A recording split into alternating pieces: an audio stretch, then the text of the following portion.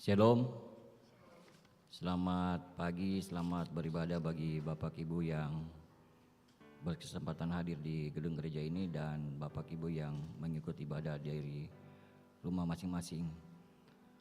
Mari kita mempersiapkan hati dan pikiran kita untuk bersama-sama mengikuti ibadah ini dan kembali diingatkan kepada Bapak Ibu untuk menonaktifkan atau silent HP-nya masing-masing. Jemaat kekasih Kristus, marilah kita bersorak-sorai untuk Tuhan, bersorak-sorak bagi gunung batu keselamatan kita.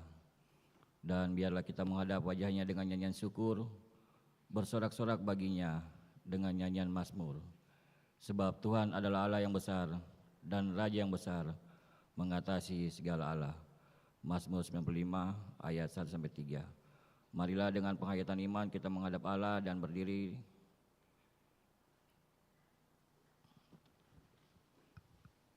Kita sambut dengan PKJ 46 bait 1-3 dari Kungkungan Duka Kelam.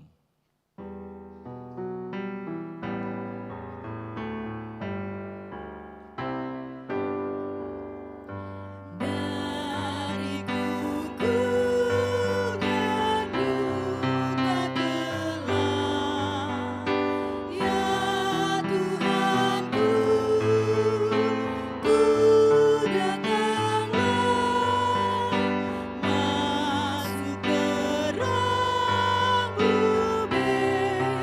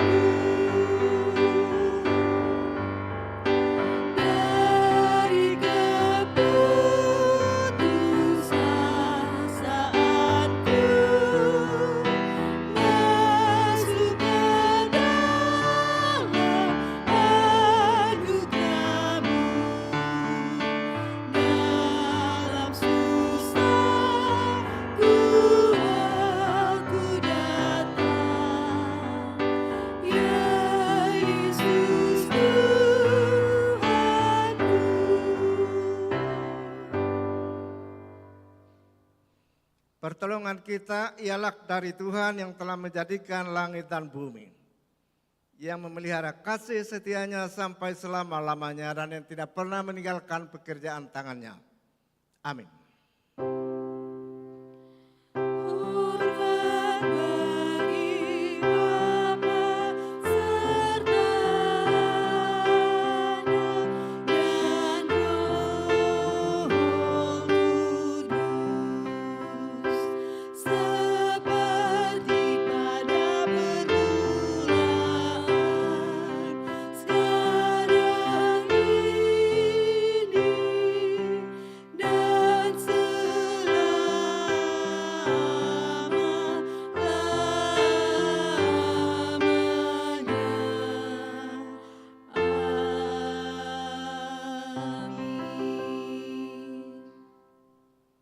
Anugerah dan damai sejahtera dari Allah Bapa kita dan dari Tuhan Yesus Kristus menyertai saudara-saudara.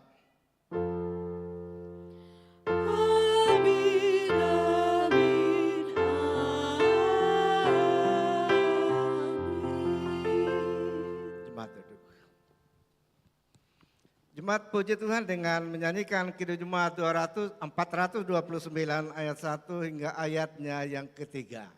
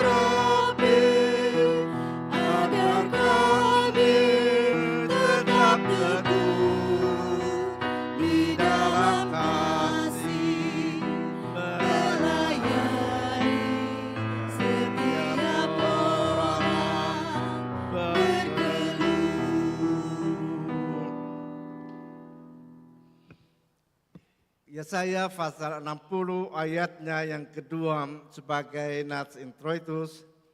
Sebab Tuhan sesungguhnya kegelapan menutupi bumi dan kekelaman menutupi bangsa-bangsa.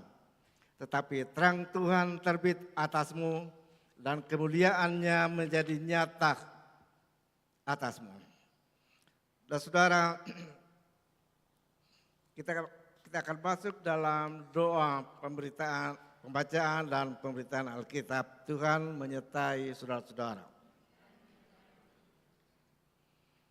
Kita berdoa. Bapa yang Maha Kasih, terangilah hati dan pikiran kami dengan Roh Kudus, agar kami dimampukan untuk mendengar, memahami dan melakukan firman-Mu. Berfirmanlah kiranya ya Bapa, karena jemaat-Mu telah sedia mendengarkannya. Dalam nama Tuhan Yesus Kristus yang mengajar kami berdoa. Bapa kami yang di sorga, dikuduskanlah nama-Mu, datanglah kerajaan-Mu, jadilah kehendak-Mu di bumi seperti di sorga. Berilah kami pada hari ini makanan kami yang secukupnya, dan ampunilah kesalahan kami, seperti kami juga mengampuni orang yang bersalah kepada kami. Dan janganlah membawa kami ke dalam pencobaan, tetapi lepaskanlah kami dari yang jahat, karena Engkaulah yang punya kerajaan dan kuasa dan kemuliaan sampai selama-lamanya. Amin.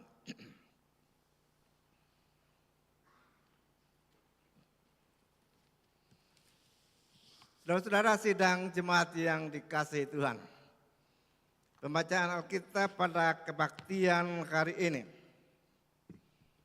terangkat dari Wahyu kepada Yohanes,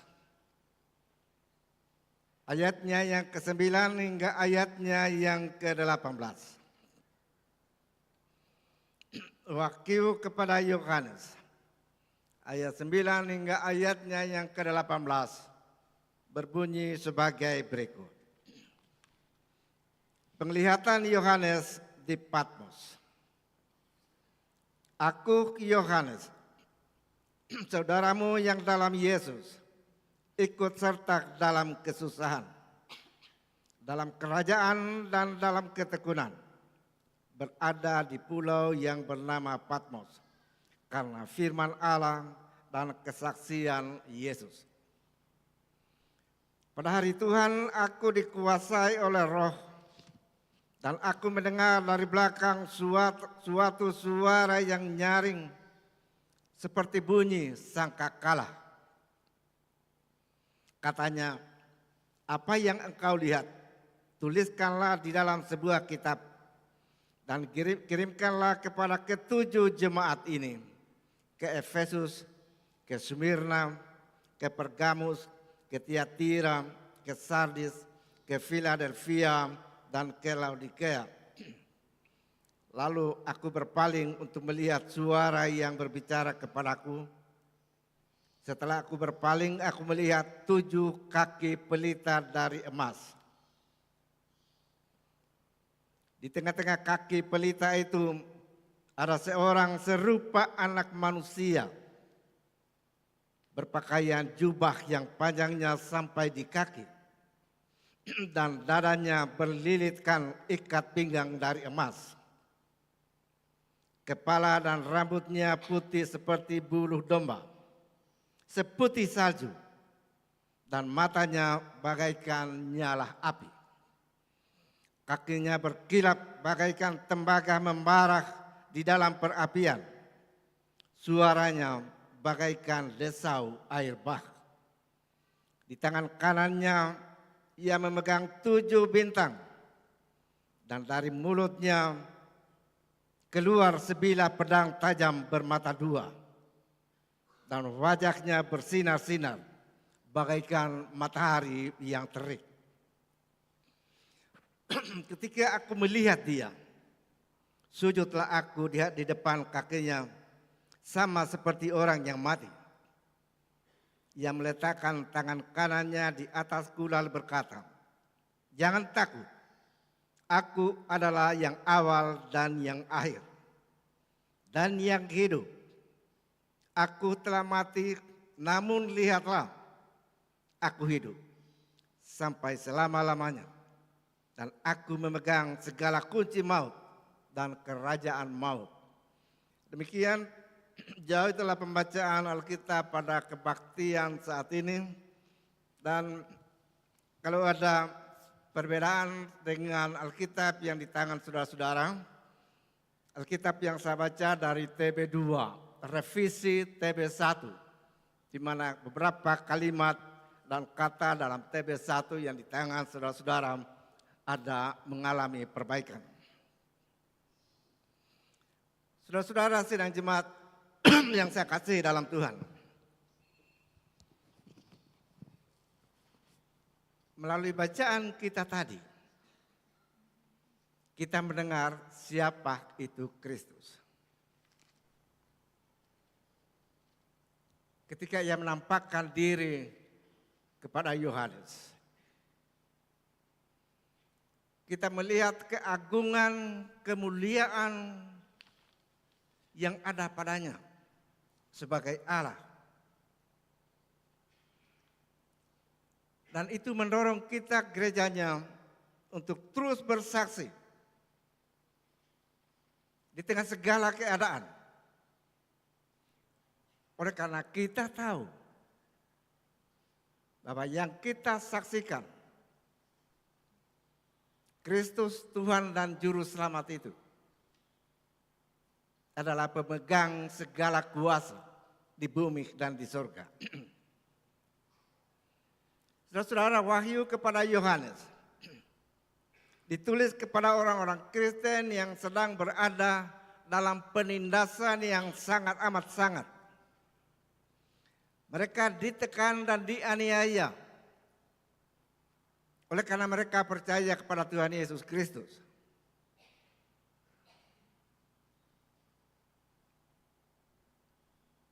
Yohanes dibuang ke Pulau Patmos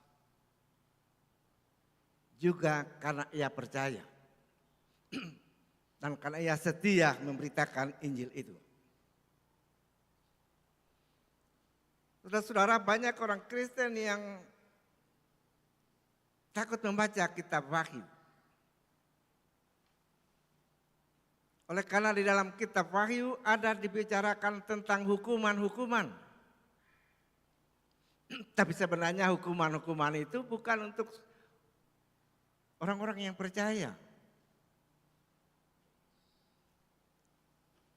Kitab Wahyu justru menjadi satu penghiburan. Bahwa di tengah-tengah dunia yang menolak Kristus. Di tengah-tengah dunia yang menolak gerejanya. Pada akhirnya Kristus yang menang. Dan segala kuasa di bumi takluk di bawah kakinya. Wahyu kepada Yohanes, saudara-saudara, juga banyak orang Kristen yang tidak membacanya. Mungkin di antara saudara-saudara ada yang tidak pernah membaca kitab Wahyu. Apa sebabnya? Oleh karena kitab Wahyu kepada Yohanes ini ditulis dalam bahasa-bahasa simbol. Bahasa-bahasa simbol yang kita tidak mengerti. Tetapi yang dimengerti semuanya oleh para pembaca mula-mula. Yaitu penerima pertama dari surat Wahyu ini. Dan bahasa-bahasa simbol itu memenuhi ayat-ayat bacaan kita tadi. Saudara-saudara, keberadaan Yohanes di Pulau Patmos itu bukan sebagai seorang yang sementara, bukan seorang turis. Juga bukan seorang yang sementara berwisata rohani. Seperti ketika ada yang berangkat ke Israel, wisata rohani namanya. Keberadaan Yohanes di Pulau Patmos adalah hukuman. Satu hukuman yang sangat berat yang membuat ia dibuang ke sana. Dan itu terjadi dalam pemerintahan Kaisar Domitianus di Roma. Tahun 81 hingga tahun 96.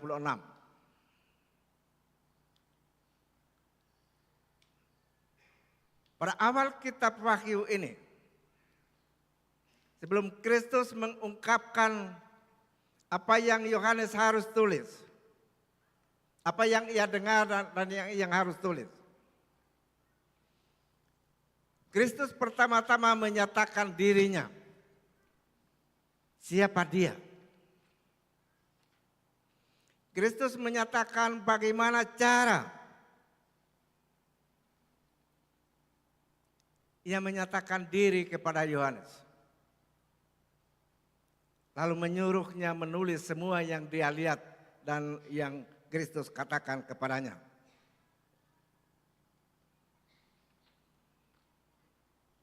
Yohanes katakan ia mendengar suatu suara. Suara seperti bunyi sangkakala. Dan ia tidak tahu dari mana suara itu datang. Saudara-saudara, tiupan sangkakala itu satu tanda. Satu tanda bahwa Yohanes dipanggil. Dipanggil untuk melaksanakan perintah. Yaitu menulis semua yang ia lihat dan ia dengar. Yang Kristus katakan kepadanya. Ia tidak tahu dari mana perintah itu datang. Suara itu datang. Yang bunyinya seperti tiupan sangkakala. Tapi ketika ia berbalik melihat ke belakang. Yohanes melihat seorang dalam kemuliaan. Dan sekarang ia beroleh perintah. Perintah supaya ia menulis semua yang ia dengar dan ia lihat. Lalu dikirimkan kepada ketujuh sidang jemaat. Yaitu Efesus, Smyrna dan sebagainya. Seperti yang kita baca dalam ayat-ayat tadi. Mengapa jemaat-jemaat ini yang dipilih? Semuanya ada di daerah Turki sekarang. Semua berdekatan. Mengapa ketujuh jemaat-jemaat ini yang dipilih menjadi tujuan surat-surat itu? Oleh karena kehidupan ketujuh jemaat-jemaat ini mencerminkan kehidupan gereja-gereja dalam dunia. Khususnya gereja-gereja yang tersebar pada masa itu. Dan surat yang akan ditulis oleh Yohanes itu juga ditujukan melalui ketujuh jemaat. Untuk dibaca pada semua orang-orang percaya pada zaman itu. Termasuk semua orang percaya sepanjang zaman dan abad. Dan pada gilirannya sekarang telah tiba di Gesultra. Khususnya jemaat Orat Labora. Jadi kitab Wahyu saudara-saudara, Wahyu kepada Yohanes pada dasarnya adalah kitab bagi gereja. Sekali lagi kitab bagi gereja di seluruh dunia dan di sepanjang abad. Sebelum Kristus lanjut dengan dalam penglihatan itu. Sebelum Kristus menyatakan apa yang Yohanes harus tulis, ya, apa yang harus dengar dan yang harus tulis. Kristus pertama-tama memperkenalkan diri. Ia memperkenalkan dirinya sekali lagi dalam bahasa simbol. Mari kita perhatikan dengan saksama. Segala apa yang dilihat dan didengar oleh Yohanes mengenai Kristus itu. Saudara-saudara, mula-mula Yohanes melihat 7 kaki dian. Kalau kita dengar, baca istilah kaki dian itu kita ingat di perjanjian lama. Di dalam bait Allah ada kaki dian yang punya 7 tempat di mana lilin-lilin itu diletakkan. Ia melihat di tengah-tengah kaki dian itu, ketujuh kaki dian itu, ia melihat seorang yang seperti anak manusia.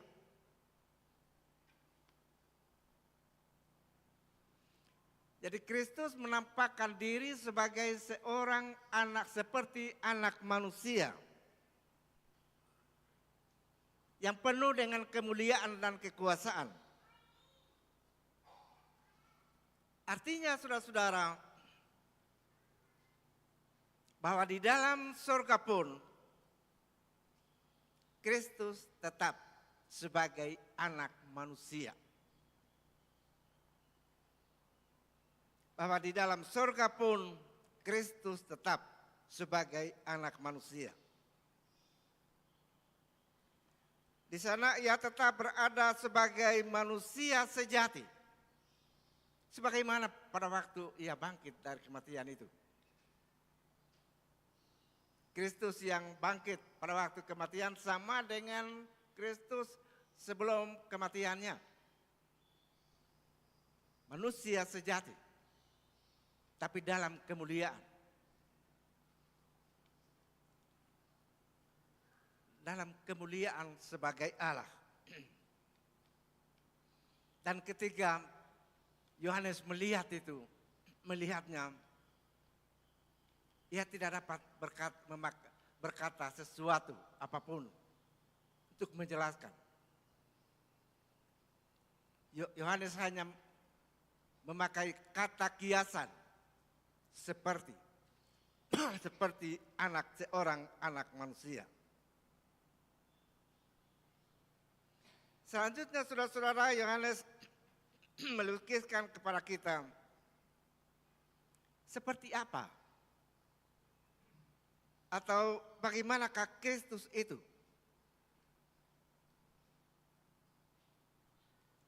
Ia katakan Kristus berjubah panjang sampai pada kakinya. Berjubah panjang sampai pada kaki. Dan tinjai atau tutup dada dari emas tidak melilit di pinggangnya. Kalau imam-imam besar atau raja-raja Israel, ikat pinggang itu atau tinjai terlilit pada pinggang sebagai simbol pelayanan. Tetapi yang Yohanes lihat itu pada Kristus bukan terlilit pada pinggangnya, melainkan pada dadanya. Yang menunjuk kepada kebesaran dan kemuliaan Kristus. Selanjutnya Yohanes melihat kepalanya dan rambutnya putih seperti salju, putih seperti bulu domba.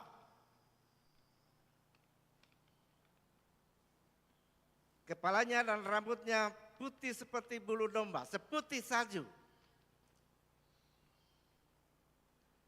Yang Yohanes maksudkan di sini adalah janggut. Janggut dan rambut kepalanya. Warna putih yang melambangkan kesucian tanpa noda.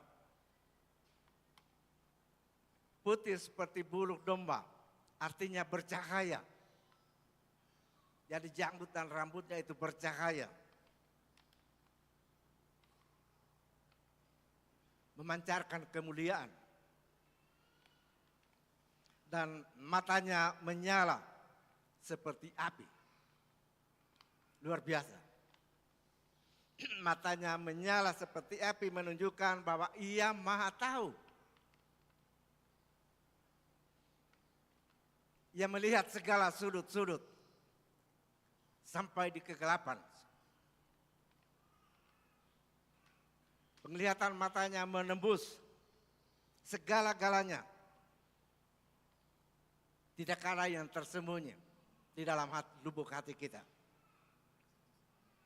Ia tahu semuanya. Ia melihatnya. Dan kakinya sebagai tembaga. Tembaga yang membara dalam perapian. atau dalam tanur. Kaki yang membara, kaki tembaga sebagai tembaga yang membara dalam perapian menunjukkan bahwa kaki Kristus itu keras. Tidak ada yang tahan, pasti akan hancur kalau diinjak oleh kaki Kristus. Dan bara api menuju pada murka Allah. Artinya bagi semua orang yang menentang Allah, semua orang dan kuasa yang anti Kristus,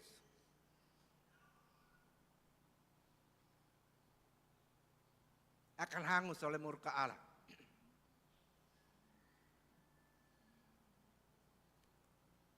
Saudara-saudara, seterusnya dikatakan bunyi suaranya menderu seperti air yang banyak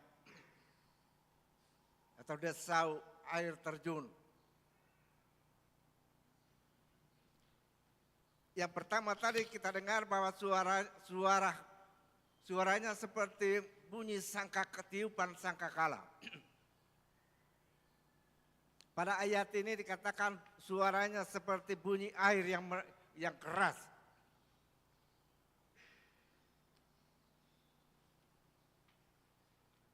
Artinya menggemuruh.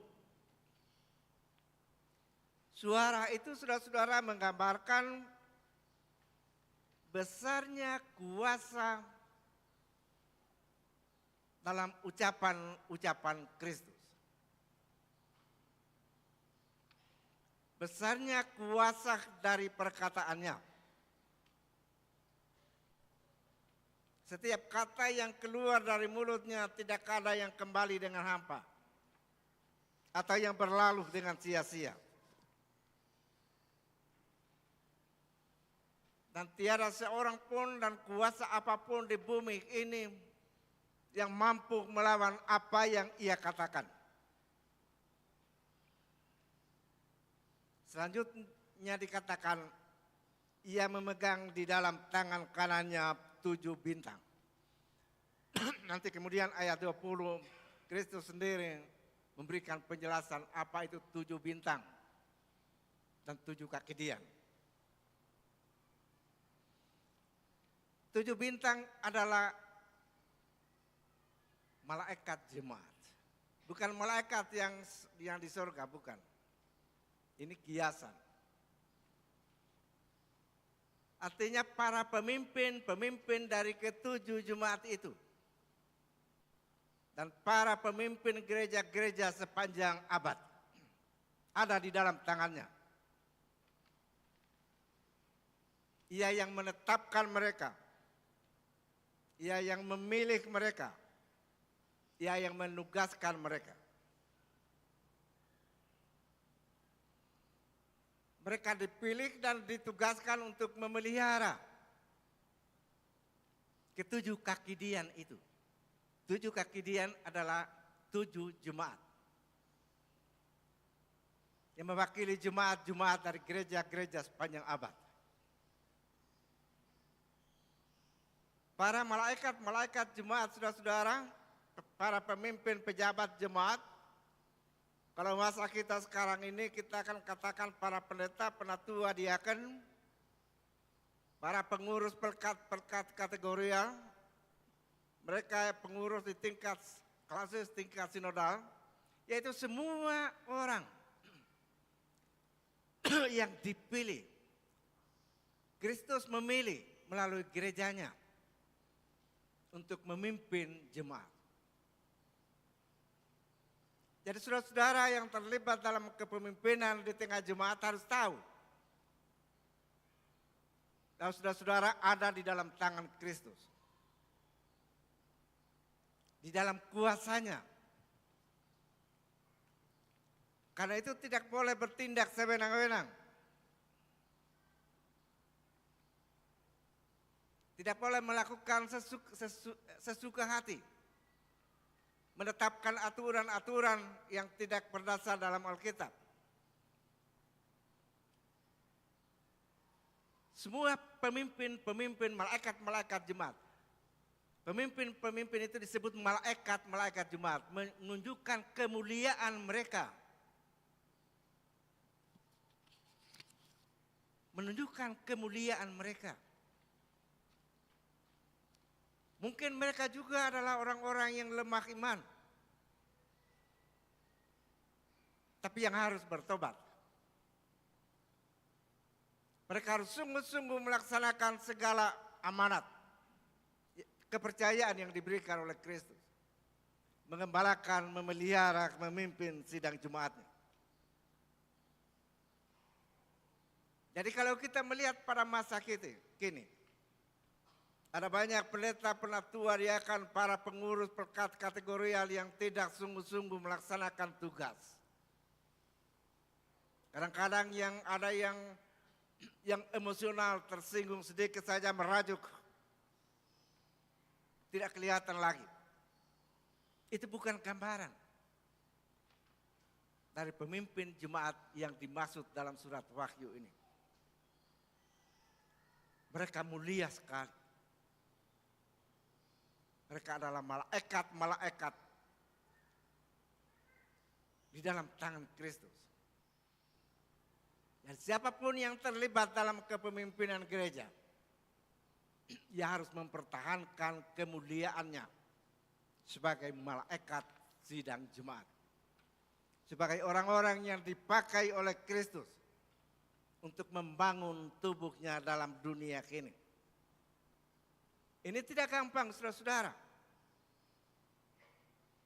Oleh karena orang-orang Kristen pada zaman Yohanes sementara dalam pengejaran.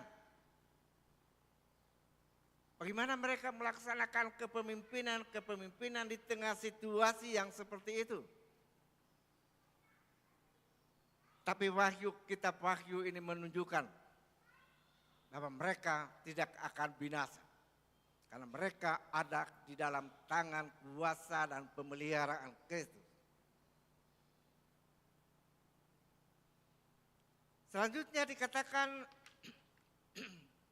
Yohanes melihat pada mulutnya terulur pedang bermata dua yang tajam. Pedang bermata dua yang tajam. Terulur dari mulutnya, lidahnya. Itu kiasan. Kiasan kekuatan dan kuasa yang keluar.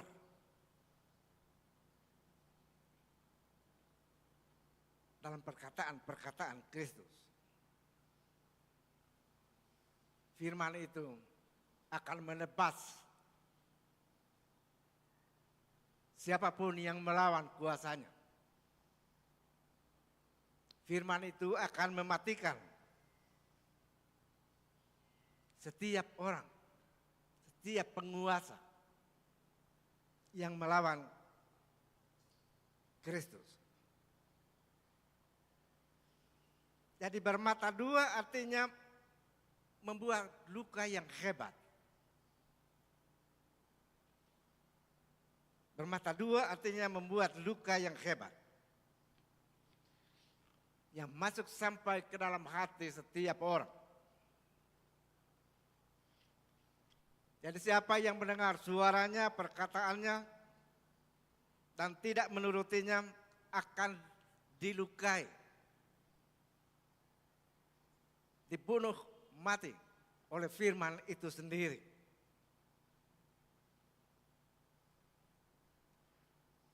Dalam kitab-kitab Injil dan surat-suratan dikatakan bahwa Kristus adalah hakim dunia. Yang menghakimi segala orang yang hidup dan mati dengan firman-Nya. Wajahnya bersinar-sinar bagaikan matahari. Matahari yang terik. Cahaya yang menyilaukan itu memancar dari wajah Kristus. Sebagaimana yang dilihat oleh Yohanes. Kristus adalah matahari kebenaran.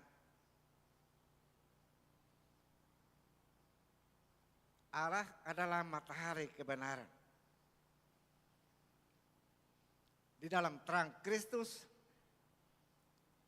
seluruh keberadaan manusia tampak dengan jelas. Juga di dalam terang Kristus, seluruh sikap dan cara kerja para malaikat jemaat tampak dengan jelas. Tidak ada kesalehan pura-pura. Tidak ada manipulasi jabatan. Tidak ada suam-suam kuku yang tidak terlihat. Saudara-saudara, apabila kita merenungkan bagaimana Yohanes melihat Kristus seperti yang dilukiskan dalam ayat 10 hingga ayatnya yang ke-16 tadi. Maka kita tidak tahu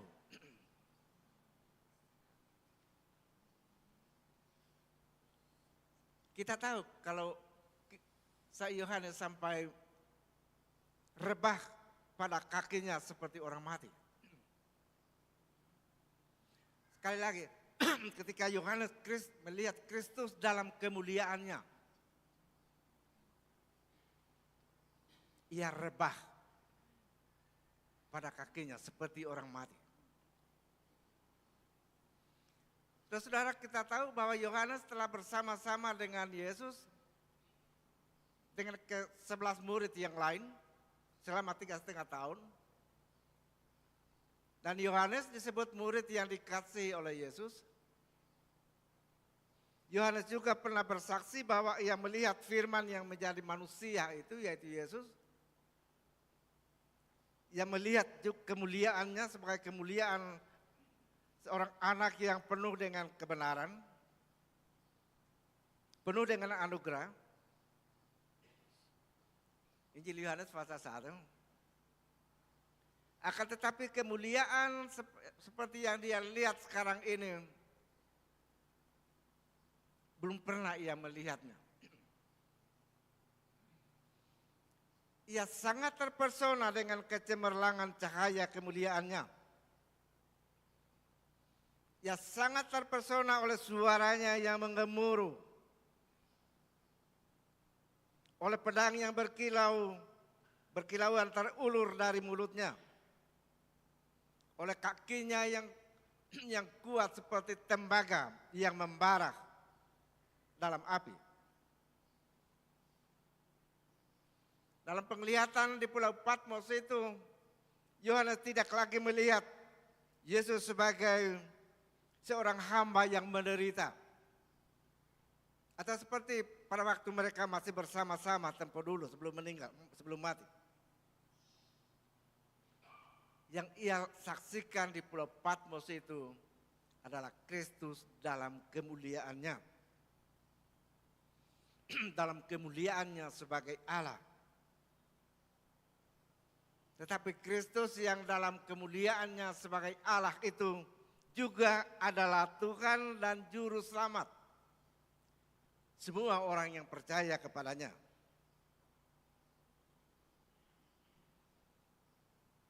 Kristus yang Yohanes lihat di Pulau Patmos itu dalam kemuliaannya sebagai Allah juga adalah sahabat-sahabat karib dari kita yang percaya kepadanya. Karena itu sebagai Tuhan dan Juru Selamat,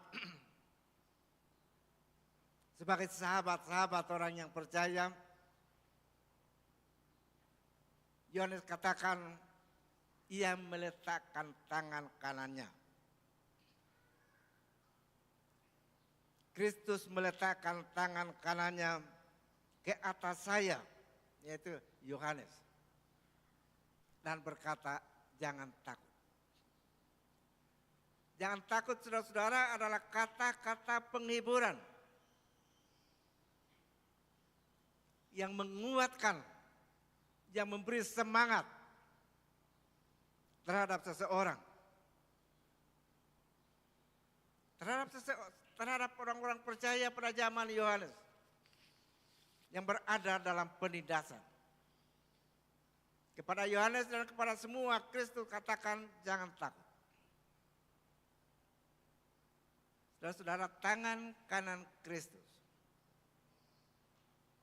adalah simbol persekutuan yang akrab antara Kristus dan kita para pengikutnya. Pada saat ini tangan kanan yang memberkati itu juga tersimbol pada setiap akhir kebaktian, di mana para malaikat jemaat yang melayani ibadah saat itu mengangkat tangan, mengucapkan berkat dan perlindungan Allah, berkat kasih karunia anugerah yang mengampuni. Kita hidup di bawah tangan yang memberkati itu. Sebenarnya saudara-saudara, kita juga harus gemetar, ketakutan yang teramat sangat, sama seperti Yohanes. Karena kita tidak layak memandang Kristus dalam kemuliaannya seperti itu. Sebagai orang-orang berdosa kita layak beroleh hukuman. Tetapi dalam penglihatan di Pulau Patmos tadi, Kristus ternyata adalah Tuhan dan Juru Selamat kita. Ya, bukan Tuhan yang menghukum, tetapi Tuhan yang menyelamatkan. Tuhan yang menghiburkan. Karena itu kita tidak takut kepadanya. Walaupun kita membaca, memberi gambaran kepada kita dalam kemuliaannya di surga, tapi kita tidak takut. Kita tidak takut menyebut namanya. Saudara-saudara, tidak ada kitab yang menerangkan, dari seluruh Alkitab tidak ada yang menerangkan sebegitu jelas tentang betapa Allah itu ditakuti oleh manusia berdosa. Tapi juga tidak ada kitab yang menjelaskan sebegitu jelas mengenai rahmat dan kasih Allah terhadap kita manusia berdosa. Sehingga ia memberikan kepada kita pengampunan di dalam Kristus Tuhan. Dan ia mengajar kita supaya kita hidup dalam kasih. Kasih terhadap Allah dan kasih terhadap sesama. Sehingga dalam dunia ini, dalam hidup ini juga menjadi nyata dari perilaku kita sebagai pengikut-pengikutnya. Bahwa kita adalah orang-orang yang mencerminkan kasih Allah yang besar itu. Ketika kita mengasihi Allah dengan sebulat-bulat hati, sekuat tenaga, sekuat akal budi, dan mengasihi sesama manusia. Selanjutnya Yohanes mendengar suara. Suara itu mengatakan, aku adalah yang awal dan yang akhir. Ayatnya yang ke-17b.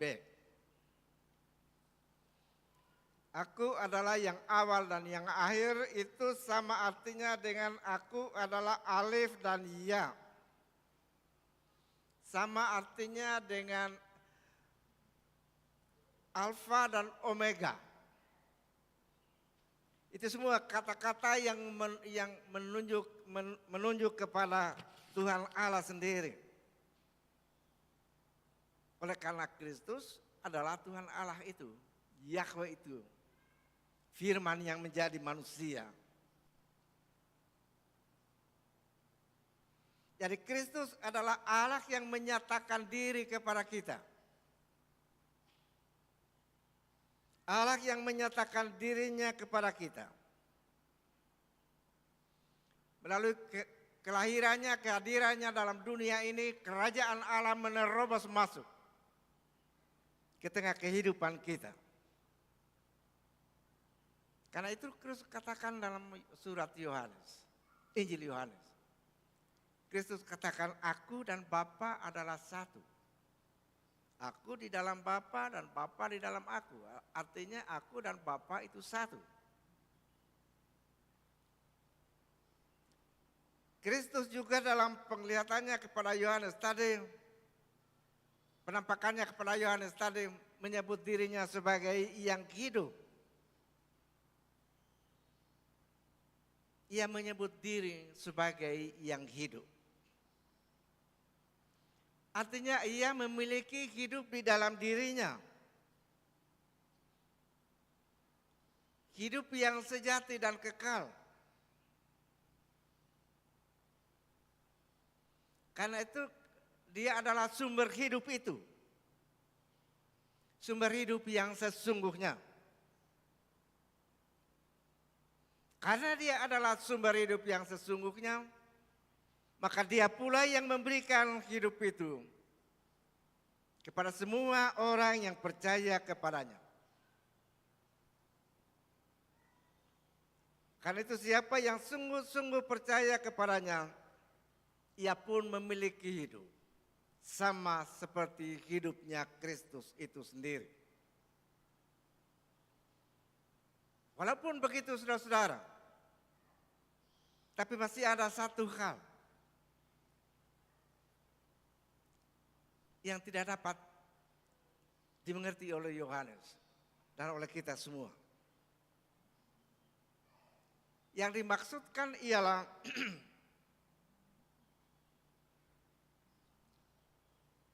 karena Yesus adalah sumber hidup itu. Kalau dia adalah raja kehidupan, tapi mengapa ia telah mati? Dikatakan dalam ayat-ayat terakhir yang telah mati.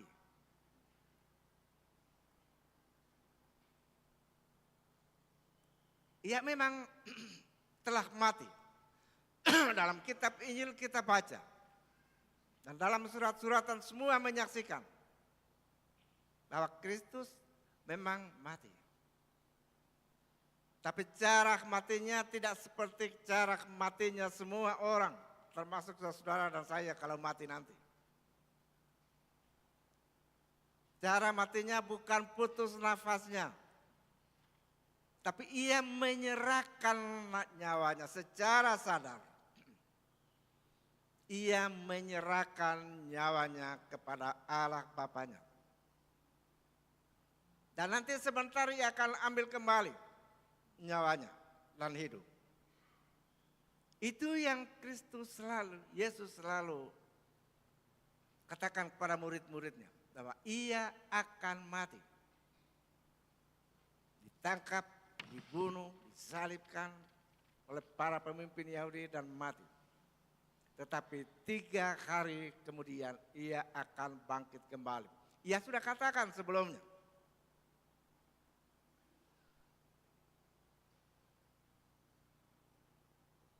Ia mengambil kembali nyawanya melalui kebangkitannya. Dan Yohanes dan Kristus katakan kepada Yohanes, lihatlah, sekarang aku hidup untuk selama-lamanya.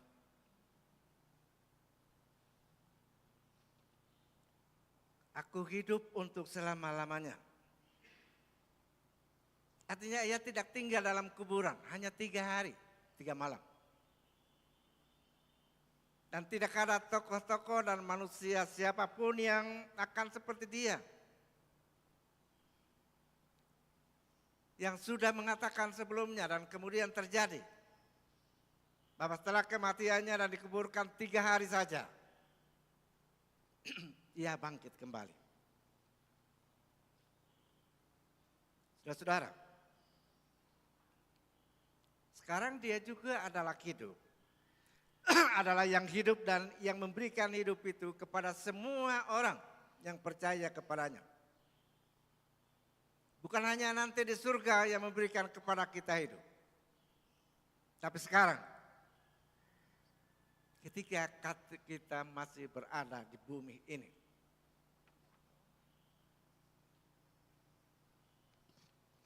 Hidup yang kekal itu telah menjadi bagian kita. Kita telah memilikinya karena kita percaya kepada Kristus yang hidup. Kemudian Kristus lagi katakan kepada Yohanes, dan aku memegang segala kunci maut dan kerajaan maut. Maut dan kerajaan maut digambarkan di sini sebagai satu rumah yang pintu-pintunya memiliki anak kunci. Dan anak kunci itu dipegang oleh Kristus. Artinya hanya Dia yang dapat membuka dan menutup pintu gerbang kerajaan maut itu. Hanya Dia dan tidak ada kekuatan dan kuasa apapun dalam dunia ini yang menguasai alam maut. Dan pada waktunya nanti, ketika Ia datang pada kali yang kedua, Ia akan membuka pintu alam maut itu. Dan semua orang yang hidup dan yang mati akan bangkit berdiri di hadapannya, di hadapan pengadilannya. Itulah semua saudara-saudara pemahaman dari apa yang Yohanes lihat di Pulau Patmos itu. Bukan para ahli Alkitab yang menjelaskan arti dari kiasan-kiasan itu. Juga bukan Yohanes, juga bukan oleh pendeta, tapi Kristus sendiri yang memberikan kepada kita gambaran tentang kemuliaan kuasanya. Setelah saudara-saudara mendengar penjelasan dari simbol-simbol ini,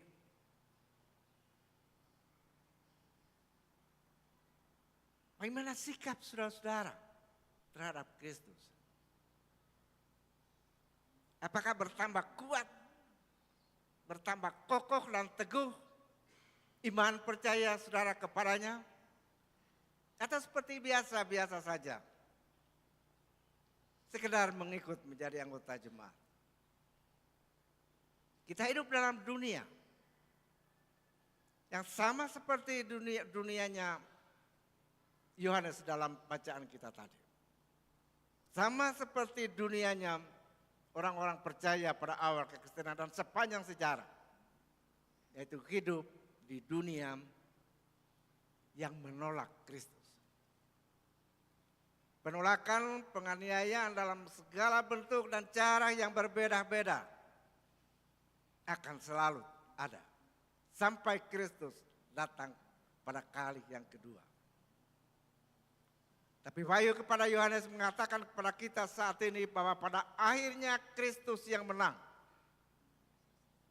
Pada akhirnya Kristus yang menang. Sekarang Ia ada di surga. Dan tubuhnya ada di bumi ini. Yani kita sidang Jumatnya. Hari ini gereja akan melayani kita dalam perjamuan kudus. Roti dan anggur yang akan masuk ke dalam tubuh kita. Itu adalah simbol kesatuan kita dengan Kristus. Sebagaimana roti dan anggur masuk dan kita rasakan. Ketika anggur itu masuk, tubuh kita menjadi hangat. Begitu pastinya kesatuan kita dengan Kristus. Karena itu saudara-saudara, teruslah mengikuti Dia. Dan sekarang saya undang saudara-saudara bangkit berdiri. Kita menyanyikan Kidung Jemaat 375, 2 kali.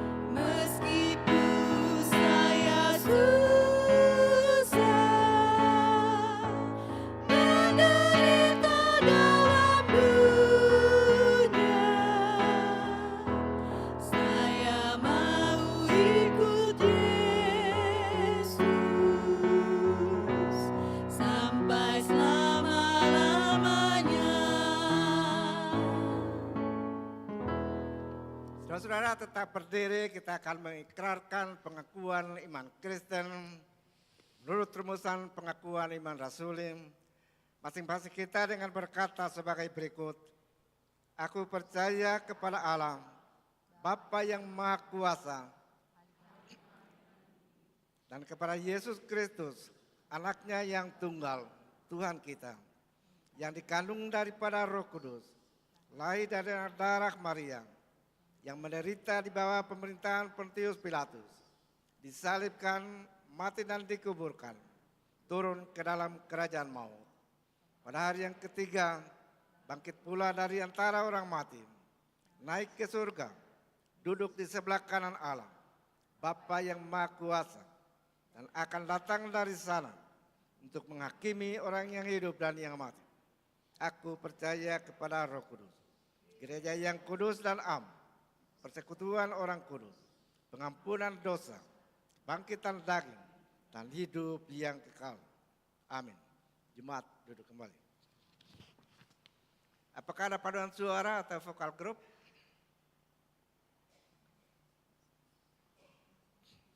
Kalau tidak ada, kita masuk pada persembahan syukur.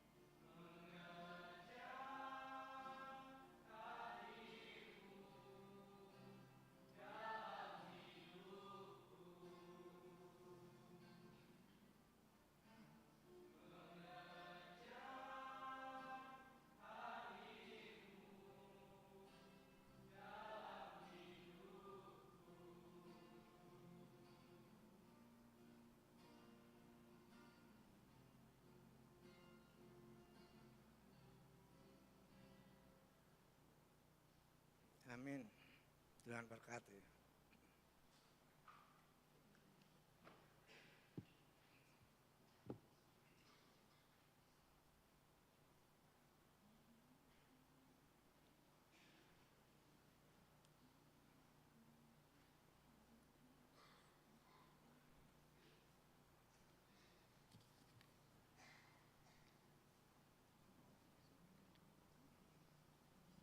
Sebelum kita membawa persembahan syukur kepada Tuhan yang telah kita persiapkan masing-masing dari rumah, mari kita berdoa. Ya Tuhan Yesus, kami bersyukur kepadamu karena kasih dan pengorbananmu mendorong kami untuk memberi persembahan sukarela ini. Kami sadar bahwa persembahan kami ini tidak sebanding dengan kurban tubuh dan darah-Mu yang Engkau persembahkan bagi kami dan dunia ini. Terima serta kuduskanlah ya Tuhan, agar berguna untuk pelayanan kasih dan keadilan demi kemuliaan nama-Mu. Amin. Sambil pun didedarkan, kita sambut dengan melakukan Kidung Jemaat 417 bait 1-5. Serahkan pada Tuhan.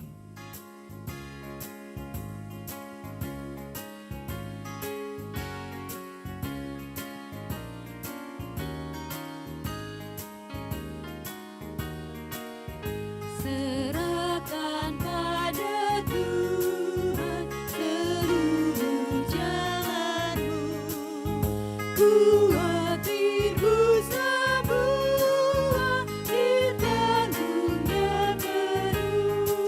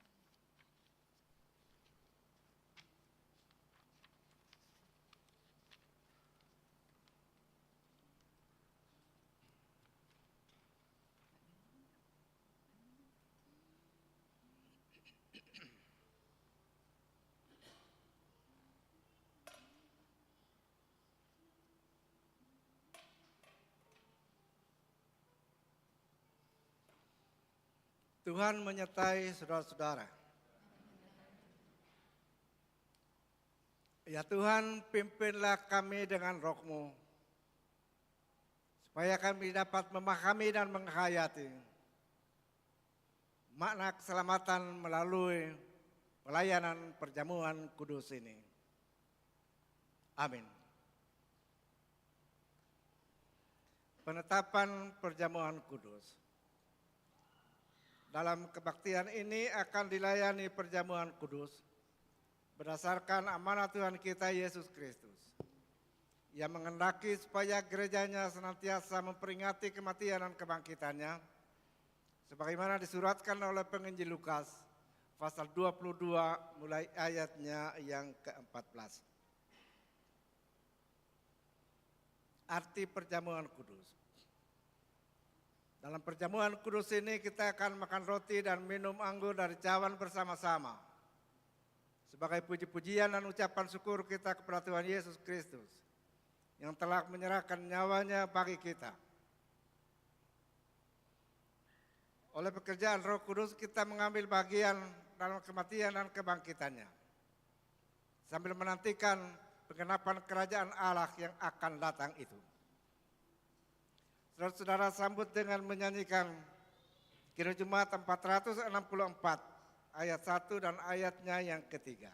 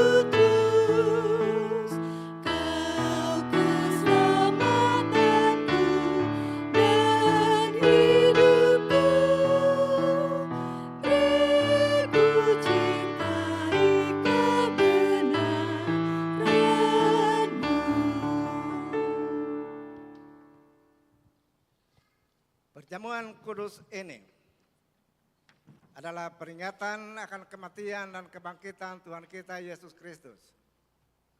Karena itu janganlah kita terikat pada roti dan anggur yang kelihatan ini. Melainkan hendaklah kita mengarahkan hati kita, pikiran kita kepada Tuhan kita Yesus Kristus. Kita berdoa. Ya Tuhan, kasihanilah kami, orang-orang berdosa ini. Amin. Saudara-saudara peserta perjamuan kudus, marilah karena segala sesuatu telah tersedia bagimu.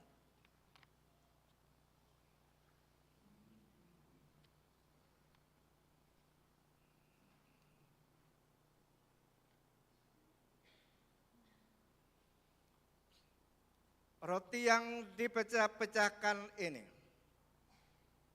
adalah persekutuan dengan tubuh Tuhan kita Yesus Kristus. Ambillah.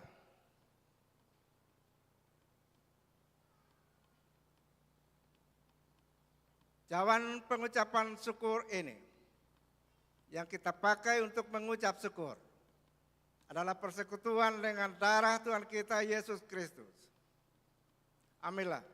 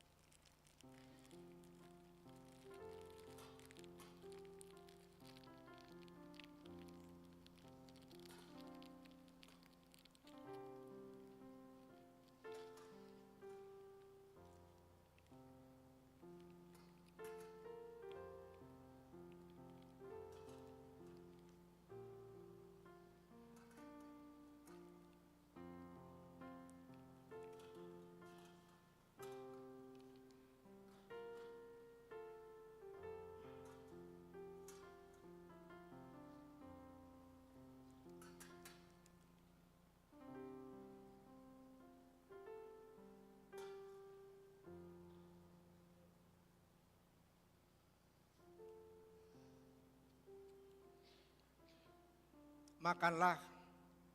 Yesus berkata, inilah tubuhku yang telah diserahkan bagi kamu. Perbuatlah ini menjadi peringatan akan aku.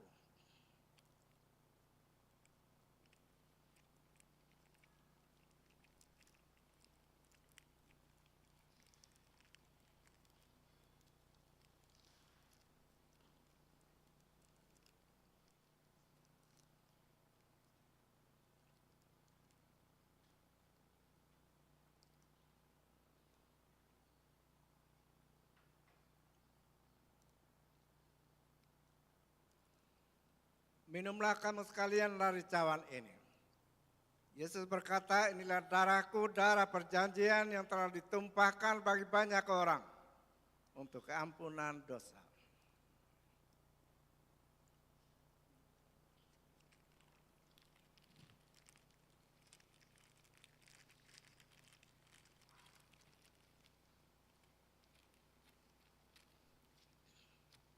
Semoga Allah sumber segala pengharapan itu akan memenuhi kamu dengan segala sukacita dan damai sejahtera dalam iman kamu, supaya oleh kekuatan Roh Kudus kamu berlimpah-limpah dalam pengharapan.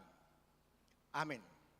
Sidang jemaat duduk kembali, sementara memuji Tuhan dari Kidung Jemaat 466a ayat 1 hingga persembahan khusus selesai.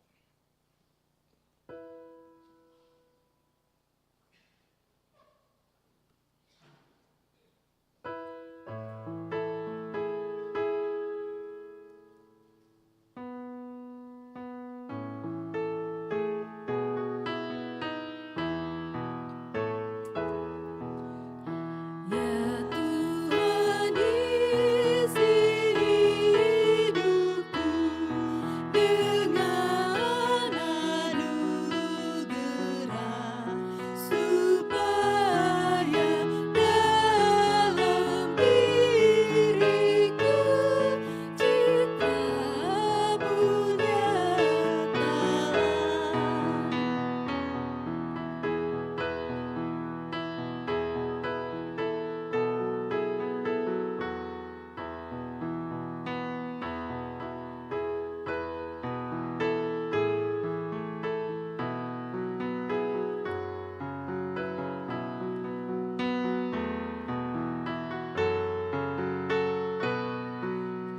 Janganlah hanya bibirku ataupun hatiku, seluruh hidup jadilah pujian bagi-Mu.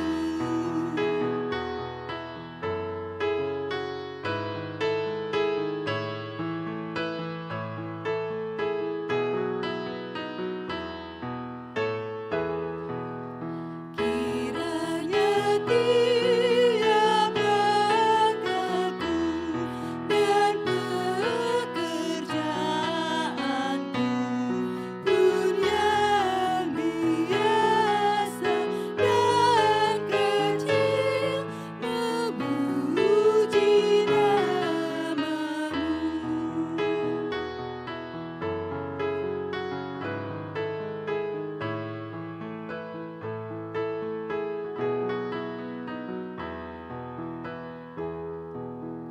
Biar seluruh hidupku pujian bagi-Mu, sehingga dari aku pun terpancar kasih-Mu.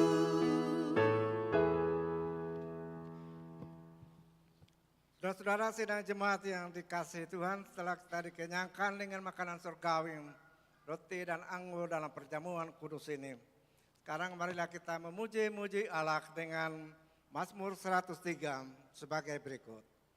Pujilah Tuhan hai jiwaku, pujilah namanya yang kudus hai segenap batinku. Pujilah Tuhan hai jiwaku, dan janganlah lupakan segala kebaikannya.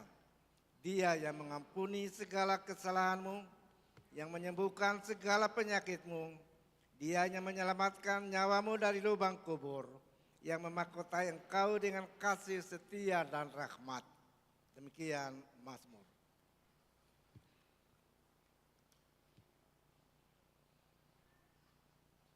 Tuhan menyertai saudara-saudara. Kita berdoa. Allah Bapa di dalam surga, kami sujud tersungkur di hadapan hadirat-Mu sambil memuji memuliakan nama-Mu. Oleh karena kami telah mengecap betapa baiknya Engkau. Sepekan yang berlalu Engkau telah memimpin kami tiap-tiap orang, tiap-tiap keluarga. Juga memimpin melindungi kami sebagai persekutuan rayon jemaat bahkan masyarakat. Sehingga kami boleh menjalaninya sambil melaksanakan tugas dan kewajiban kami. Baik dalam rumah tangga masing-masing maupun di tengah masyarakat dan bangsa. Karena itu pada saat ini dan di tempat ini kami mengucap syukur kepadamu. Kami juga mengucap syukur secara khusus oleh karena kami telah dikenyangkan oleh firman-Mu. Baik firman lisan yang kami dengar lewat khotbah, walaupun sangat berat bagi kami mengungkap simbol-simbol dalam surat Wahyu. Tapi Roh-Mu yang kudus kiranya akan menjelaskan kepada kami, sehingga apa yang kami dengar pada saat ini tidak seluruhnya akan berlalu dengan sia-sia. Bangkitkan kegemaran di dalam kami, kegemaran dan sukacita untuk membaca Wahyu kepada Yohanes, yang sesungguhnya adalah kata-kata penghiburan Kristus kepada kami, orang-orang yang percaya kepadanya, yang menjalani hidup ini dari hari ke hari, di tengah suasana penolakan terhadap Kristus itu. Kami juga telah mengambil bagian dalam pemberitaan firman yang kelihatan. Lewat pelayanan perjamuan kudus, roti dan anggur, yang hendak mengungkap kepada kami akrabnya hubungan kami dengan Kristus Yesus itu. Walaupun dalam kemuliaannya yang sangat yang tidak dapat dijelaskan dengan kata-kata manusia, tetapi Dia adalah Tuhan dan Juru Selamat kami. Dia sungguh-sungguh menyatu dengan kami dan kami dengan Dia. Oleh karena kami sidang Jemaat-Mu adalah tubuh Kristus sendiri. Terima kasih banyak Bapa. Kau menghadirkan kami semua dalam persekutuan ini. Engkau menghadirkan kami di sini sehingga kami boleh mengalami lagi betapa indahnya persaudaraan di dalam Kristus itu. Selaku persekutuan Jemaat, kami hendak mengucap syukur atas segala berkat-berkat yang Engkau curah limpahkan kepada kami. Kami tidak dapat membilang satu persatu berkat-berkat itu. Karena seluruh hidup dan kehidupan kami adalah bagian dari berkat-berkat-Mu. Karena itu kami mengucap syukur kepadamu. Karena Engkau selalu memberkati kami. Dalam segala usaha dan perjuangan hidup kami. Di tengah keluarga, di tengah masyarakat bangsa. Engkau tidak meninggalkan kami. Kiranya Engkau pun memakai kami sebagai alat-alat-Mu yang hidup. Untuk terus menyaksikan Kristus itu di tengah lingkungan di mana Engkau menempatkan kami. Di mana kami menyebar tiap-tiap hari di tengah masyarakat. Supaya di sana kami menyebar sebagai saksi-saksi-Mu. Bapa di dalam surga, pada hari ini dan sepekan ini, Engkau telah mengaruniakan ketambahan usia kepada anak-anak-Mu. Juga sepanjang pada hari ini dan sepekan ini, Engkau telah mengaruniakan pertambahan usia pernikahan atas anak-anak-Mu. Karena itu kami berdoa, bersyukur bersama-sama dengan mereka yang bersyukur kepadamu. Kiranya Engkau menyambut, menerima ucapan syukur di sedang jemaat-Mu dan tiap-tiap keluarga, tiap-tiap orang, sebagai asap bakaran dupa yang berbau harum naik ke hadapan hadirat-Mu. Selaku persekutuan jemaat, kami hendak berdoa mendoakan semua kegiatan-kegiatan, program-program pelayanan yang tersusun baik pada tingkat jemaat maupun tingkat klasis dan sinodal. Kami berdoa bagi keluarga yang akan menyambut persekutuan ibadat keluarga di rumah masing-masing. Kami berdoa bagi kegiatan-kegiatan jemaat dalam perayaan Hut Gapsultra yang ke-68 dan kegiatan-kegiatan lainnya yang telah diprogramkan oleh sidang jemaat, oleh majelis jemaat, majelis klasis dan majelis tingkat sinodal. Kami serahkan semua ke dalam tangan. Kami akan masuk ke tengah masyarakat terbuka sepekan yang akan datang dengan sorak sukacita dan kekuatan baru yang kami peroleh lewat persekutuan pada saat ini. Kiranya ketika kami menyebar masing-masing keluar dari rumah tangga kami, menuju ke tempat-tempat kerja, anak-anak kami ke tempat-tempat di mana mereka belajar, kiranya Engkau juga menghantar kami masuk kembali dengan selamat, seturut dengan firman janji-Mu, bahwa Engkau menyertai keluar masuk kami, menjaga keluar masuk kami sampai selama-lamanya. Engkau memberkati jemaat-Mu di Ora Tabora. Tapi Bapa, kami juga hendak berdoa, mendoakan anak-anak-Mu yang berbaring dalam kelemahan tubuh karena sakit penyakit di rumah-rumah sakit, ataupun mereka yang di rumah masing-masing sambil menantikan mendengar kepadamu, menantikan pemulihan penyembuhan.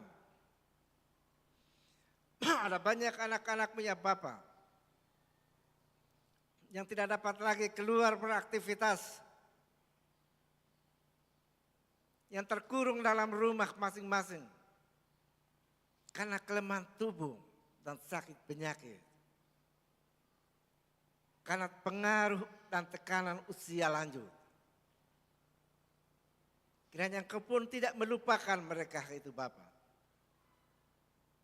supaya dalam kehidupan terasing pun dalam rumah masing-masing, mereka tetap merasakan kehadiran-Mu, pimpinan dan pemeliharaan-Mu. Bahkan di tengah sidang jemaat-Mu pada saat ini, Engkau juga melihat anak-anak-Mu yang datang dalam kelemahan tubuh dan sakit penyakit. Dan kami serahkan semua ke dalam tangan-Mu. Engkau mengenal masing-masing kami dengan segala bentuk kelemahan-kelemahan dan sakit penyakit kami. Engkau tabib yang benar. Dan kami bermohon kepadamu kiranya mujizat penyembuhan dan pemulihan daripadamu Engkau curahkan kepada sidang jemaat-Mu, pada anak-anak-Mu yang sementara dalam kelemahan tubuh karena sakit penyakit. Engkau mengenal mereka semua Bapa satu persatu. Karena itu kami mendoakan mereka semua ke hadapan hadirat. Kami hendak berdoa bagi persiapan rapat evaluasi yang akan terjadi kelak, di mana para pelekat kategorial BPM Jam telah mulai mempersiapkan materi-materi yang akan dibawa masuk ke dalam rapat evaluasi. Kami serahkan semua ke dalam tangan,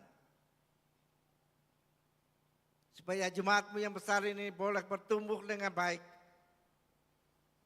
bertumbuh sebagai tubuh Kristus yang indah dan kuat, dan menjadi saksi-saksimu yang hidup di tengah masyarakat dan bangsa di mana Engkau menempatkan kami selaku gerejamu. Kami juga hendak mendoakan pemerintah kami, Presiden dan Wakil Presiden, serta semua kabinet-kabinet dan instansi-instansi di bawahnya, sampai kepada pemerintahan kabupaten, kota, kecamatan, dan desa, di mana juga tersebar seluruh sidang jemaatmu. Engkau kiranya memakai mereka dengan hikmat yang daripadamu. Semangat kerja Presiden untuk membaharui segala kelemahan dan kekurangan yang ada, Engkau memberkati, supaya semua bangsa yang besar dan majemuk ini boleh hidup dalam kerukunan dan bertumbuh dalam kesejahteraan bersama. Inilah doa syukur dan syafaat kami kepada Bapa. Engkau kiranya menyempurnakannya turut kasih-Mu di dalam Kristus Tuhan kami. Amin.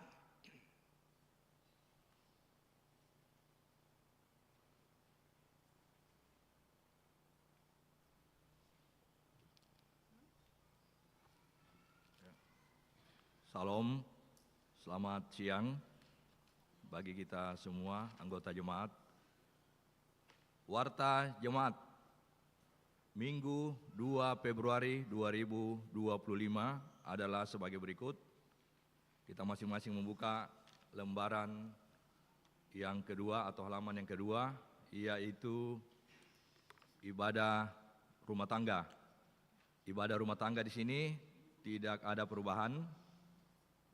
Dan selanjutnya poin kelima Romawi kategorial. Kategorial untuk lansia juga tidak ada perubahan. Dan selanjutnya Romawi ke-6 yang berulang tahun anggota jemaat, yaitu mulai dari tanggal 2 Februari sampai dengan 8 Februari 2025. Majelis mengucapkan panjang umur, sehat selalu, Tuhan Yesus memberkati. Dan selanjutnya yang berulang tahun perkawinan, yaitu mulai dari tanggal 2 Februari sampai dengan 8 Februari 2025. Anggota kepada majelis mengucapkan kepada anggota yang berulang tahun perkawinan, selamat berbahagia dalam rumah tangganya masing-masing. Tuhan Yesus memberkati baik masa kini maupun juga masa-masa yang akan datang. Selanjutnya kita memasuki penyampaian atau Romawi yang ke-8, yaitu disampaikan kepada seluruh komisi dan pelayanan kategorial Jemaat Orel untuk segera melaksanakan rapat evaluasi pelaksanaan program kerja tahun 2024 dan menyusun program kerja tahun 2025. Kepada komisi dan pelayanan kategorial masing-masing, laporan hasil pelaksanaannya kepada BPM Jemaat Orel paling lambat laporan diterima pada hari Selasa 11 Februari 2025 untuk diperbanyak rapat kerja 5 majelis Jemaat Orel tahun 2025, yaitu dilaksanakan pada hari Sabtu 15 Februari 2025 bertempat di gedung Jemaat Orel. Dan selanjutnya disampaikan kepada warga Jemaat Orel bahwa hari ulang tahun GEP Sultra yang ke-66 tahun pada tanggal 10 Februari 2025. Perayaannya didahului dengan pelaksanaan pekan keluarga di tiap-tiap anggota keluarga jemaat selama 6 hari, mulai dari tanggal 3 sampai dengan 8 Februari 2025. Tata ibadah pekan keluarga dan amplop persembahan syukur akan disampaikan oleh majelis jemaat dampingannya masing-masing. Dan selanjutnya disampaikan kepada seluruh warga jemaat Orel Kendari bahwa majelis jemaat akan melakukan pendataan kembali warga jemaat di masing-masing rayon. Diharapkan partisipasi kepada seluruh warga jemaat. Dan selanjutnya persembahan syukur bulanan minggu depan 9 Februari 2025 akan dilaksanakan persembahan syukur bulanan anggota jemaat. Silakan mengambil amplopnya dalam kotak atau impo rayon masing-masing, yaitu di depan gereja. Selanjutnya, minggu depan tanggal 9 Februari 2025, Panitia Perayaan Paskah Persik SMA Kartika Kendari akan melaksanakan aksi dana berupa basar dan persembahan puji-pujian.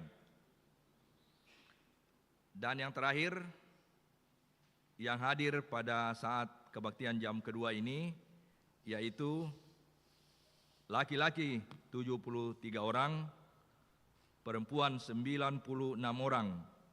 Jumlah yang hadir pada kebaktian kedua ini yaitu 169 orang. Demikian warta jemaat, atas perhatiannya kita semua diucapkan terima kasih. Tuhan Yesus memberkati. Sidang jemaat yang dikasihi Tuhan, dijemput bangkit berdiri, kita akan memuji Tuhan dengan menyanyikan PKJ 281 ayat 1 hingga ayatnya yang ketiga.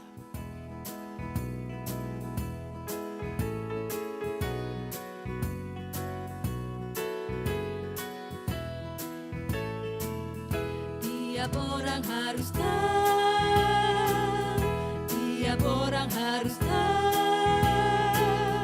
tiap orang harus tahu siapa Yesus. Dia bagai bunga bakung, bintang fajar cemerlang, yang terindah tak bertara. Tiap orang harus tahu, tiap orang harus tahu, tiap orang harus tahu, tiap orang harus tahu siapa Yesus. Dia banyak budagaku, juru selamat jiwaku.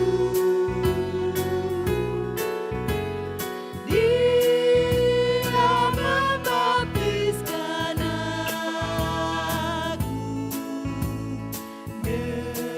dengan api Roh Kudus. Tiap orang harus tahu, tiap orang harus tahu, tiap orang harus tahu siapa Yesus. Dia putra yang terkasih,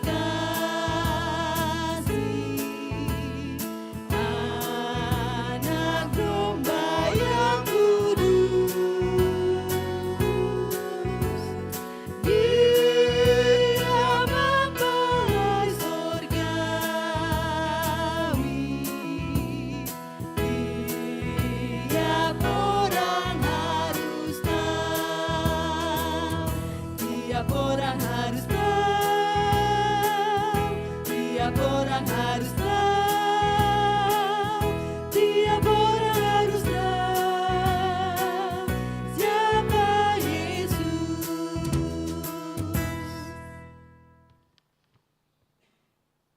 Tuhan memberkati engkau dan melindungi engkau.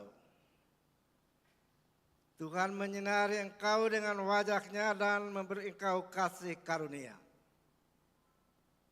Tuhan menghadapkan wajah-Nya kepadamu dan memberi engkau damai sejahtera. Amin.